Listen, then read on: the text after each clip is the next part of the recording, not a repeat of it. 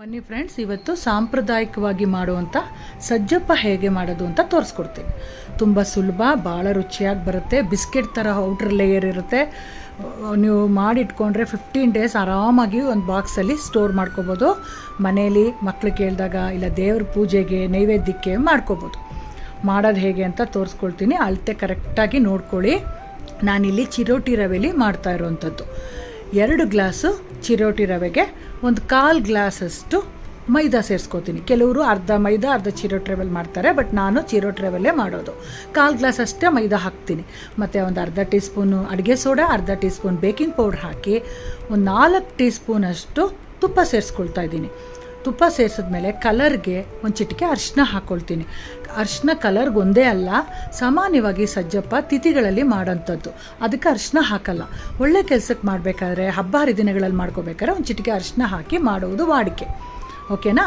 ಈಗ ನೀರು ಚುಮ್ಸ್ಕೊಂಡು ಚಪಾತಿ ಹಿಟ್ಟು ಅದಕ್ಕೆ ಸ್ವಲ್ಪ ತೆಳುವಾಗಿ ಕಲಿಸ್ಕೋಬೇಕು. ಚಿರೋಟಿ ರವೆ ಆಗಿರೋದ್ರಿಂದ ನೀರನ್ನು ಎಳ್ಕೊಂಡು ತಟ್ಟಬೇಕಾದ್ರೆ ಕರೆಕ್ಟ್ ಅದಕ್ಕೆ ಬರುತ್ತೆ. ಇದರಲ್ಲಿ ಮೇಯ್ನಾಗಿ ನೋಡ್ಕೋಬೇಕಾದ ಏನು ಅಂದರೆ 3 hours ಆದರೂ ಈ ಹಿಟ್ಟು ನೆನಿಬೇಕು. ನೆಂದಷ್ಟು ಸಜ್ಜಪ್ಪ ತುಂಬ ಚೆನ್ನಾಗಿ ಬರುತ್ತೆ. ನೀವು ಹಿಟ್ಟನ್ನು ಕಲಸಿಟ್ಬಿಟ್ಟು ನೆನಿಲಿಕ್ಕೆ ಬಿಟ್ಬಿಟ್ಟು ಪಕ್ಕದಲ್ಲಿ ನೀವು ಹೂರ್ಣ ಮಾಡ್ಕೋಬೋದು. ಹೂರ್ಣ ಮಾಡ್ಕೊಳ್ಳೋಷ್ಟೊತ್ತಲ್ಲೇ ಟೈಮು ಆರಾಮಾಗಿ ಸರಿ ಹೋಗುತ್ತೆ. ಹೂರ್ಣಕ್ಕೆ 1 ಗ್ಲಾಸು ಬಾಂಬೆ ರವೆನ ಫಸ್ಟು ಹುರ್ಕೋಬೇಕು. ಹುರಿದ್ಬಿಟ್ಟು ಒಂದು ಬೇಸನ್ಗೆ ಟ್ರಾನ್ಸ್ಫರ್ ಮಾಡ್ಕೊಳ್ಳಿ. ಈ ಹುರಿದಂಥ ರವೆಗೆ 3 ಗ್ಲಾಸಷ್ಟು ಫ್ರೆಶ್ ಆಗಿ ತುರಿದಿರೋ ತೆಂಗಿನಕಾಯಿ ತುರಿ ಸೇರಿಸ್ಕೊಳ್ಳಿ. ರವೆ ಮತ್ತು ತೆಂಗಿನಕಾಯಿ ತುರಿ ಎರಡೂ ಸೇರಿಸಿದ್ಮೇಲೆ ಒಂದು ಚಿಟಿಕೆ ಏಲಕ್ಕಿ ಪುಡಿ ಹಾಕ್ಬಿಟ್ಟು 1-2 ಸತಿ ನೀರನ್ನು ಚುಮ್ಕ್ಸ್ಬಿಟ್ಟು ಚೆನ್ನಾಗಿ ಮಿಕ್ಸ್ ಮಾಡಿ ರವೆನೂ ಮತ್ತು ತೆಂಗಿನಕಾಯಿ ಇರೋ ರಸನೂ ಹೊಂದ್ಕೋಬೇಕು. ಅದಲ್ಲದೆ ರವೆ ನೀರನ್ನು ಎಳ್ಕೊಂಡು ಮೆತ್ತಗಾಗುತ್ತೆ. ಇದು ಮಾಡೋದ್ರಿಂದ ಆದಷ್ಟು ಉಬ್ಬೋದಿಲ್ಲ ಸಜ್ಜಪ್ಪ ಎಣ್ಣೆಲಿ ಕರೆದಾಗ, ಅದಕ್ಕೆ ಅಷ್ಟೇ.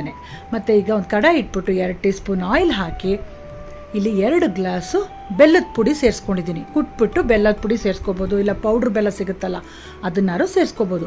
ಇಲ್ಲಿ ಪಾಕ ಬರೋ ಅವಶ್ಯಕತೆ ಇಲ್ಲ. ಬೆಲ್ಲ ಕರಗಿದ ತಕ್ಷಣವೇ ನಾವು ರೆಡಿ ಮಾಡಿ ಇಟ್ಕೊಂಡಿದ್ದೀವಲ್ಲ ಬಾಂಬೆ ರವೆ ಮತ್ತು ತೆಂಗಿನಕಾಯಿ ತುರಿ ಸೇರಿಸ್ಬಿಟ್ಟು ಚೆನ್ನಾಗಿ ಮಿಕ್ಸ್ ಮಾಡಿ.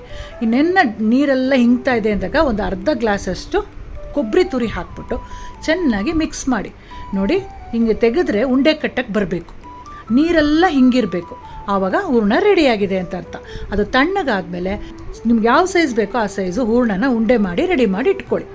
ಅಷ್ಟೊತ್ತಲ್ಲಿ ಹಿಟ್ಟು ಚೆನ್ನಾಗಿ ನೆಂದಿರುತ್ತಲ್ವ, ಇದರಲ್ಲಿ ಮೇಯ್ನಾಗಿ ಒಂದು 10 ನಿಮಿಷನಾದ್ರು ಚೆನ್ನಾಗಿ ನಾದಬೇಕು. ಪ್ರೆಸ್ ಮಾಡಿ ನಾದಬೇಕು. ಕೌಂಟರ್ ಟಾಪ್ನ ಕ್ಲೀನ್ ಮಾಡಿಕೊಂಡು ನಾನು ಹಿಟ್ಟನ್ನು ನಾದ್ತಾ ಇದ್ದೀನಿ.